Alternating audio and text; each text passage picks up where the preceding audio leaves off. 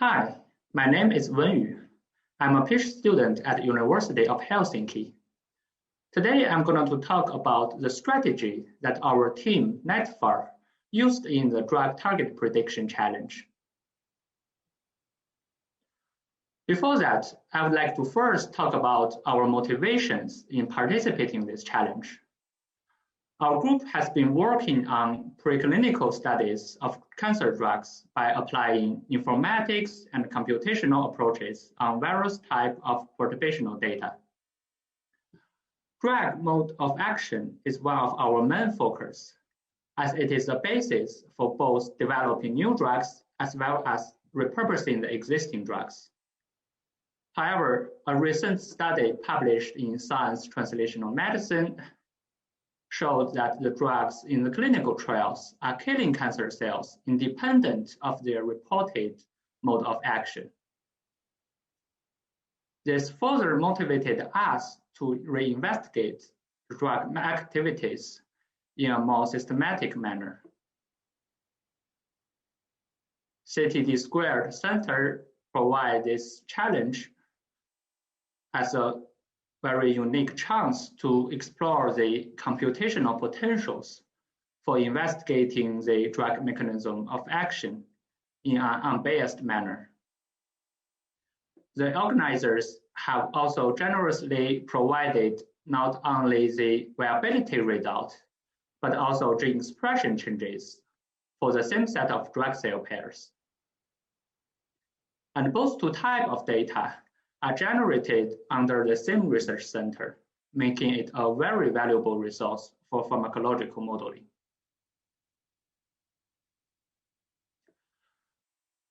When we were given this data in the beginning of the challenge, we realized there are three key aspects in our task. So first, with viability data and expression data, how do we construct features for modeling? Such construction is also associated with the way we make use of data from public resources. And then once we have the data, how do we make the final predictions? First, gene signatures, or drug perturbational gene expression data. It is basically a high-dimensional characterization of drugs. What we are given are cell-specific signatures that capture the variations in cell lines. However, there is very little data points available from public resources. So instead, we use the consensus signature data, which behave very similar to chemical fingerprint and has been summarized over different cells, dose, and perturbation time. Hopefully, these consensus signatures can capture the core transcriptomic impact of each drug. When it comes to viability data, we need to decide which sensitivity metric should we use to summarize our dose response data. Metrics such as IC20 or IC50 only represent the drug potency and may fail to differentiate drugs' behavior under certain situations. In comparison, area under the dose response curve or AUC-based relative inhibition can represent both drug efficacy and potency. That should be able to provide additional information during the modeling.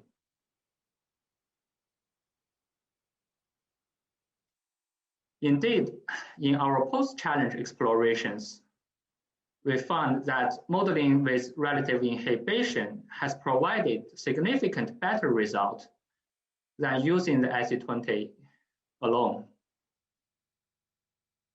So to derive the public available drug sensitivities, we used RECOMB, a one-stop database for both single drugs and combination drug screening. The database provides both response data and the fitted sensitivities by using various types of sensitivity matrix. So for drug target information, we use the DTC, Drug Target Commons, which is published in 2018. DTC is a community effort for curating and standardizing the drug target interactions from various experimental resources. For each drug target pairs, the DTC uses this microball assay ontology to harmonize the heterogeneous results from different detection technology, assay formats, and endpoint mode of action into one unique score, which is on the 0 to 1 scale. This kind of score fits well to the current project. So in the end, what we have is a set of 973 gene signature features, as well as drug sensitivities in the 11 cell lines. Our implementation include first, calculate this pairwise similarity using this data, and then use this pairwise similarity matrix together with the drug target information to make the final predictions.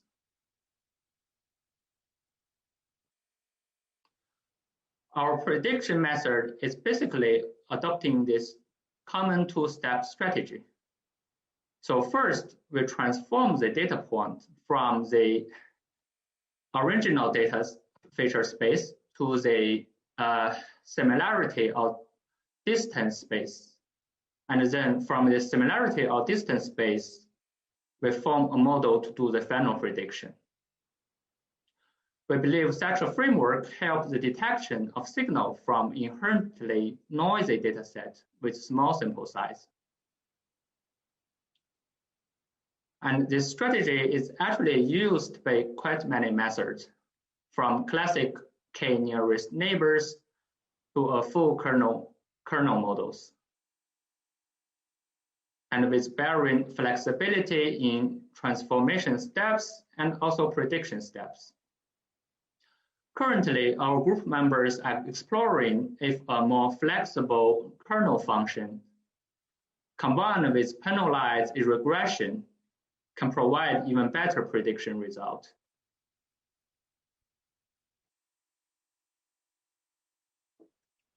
To conclude my talk, I have 3 take-home messages for you.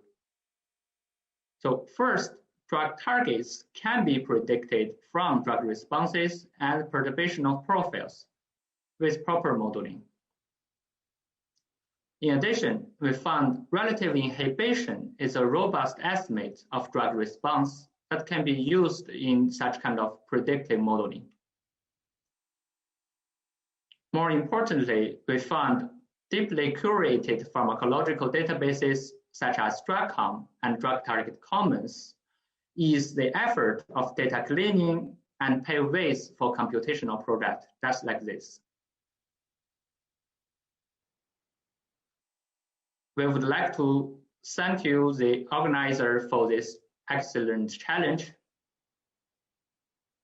And we appreciate the support we got from our group members, as well as the computational resources from CSA IT Center in Finland. Our effort has been funded by the European Research Council, as well as Academy of Finland Research Fellow Grant. That's all for my today's presentation. Thank you for your concentration behind the screens.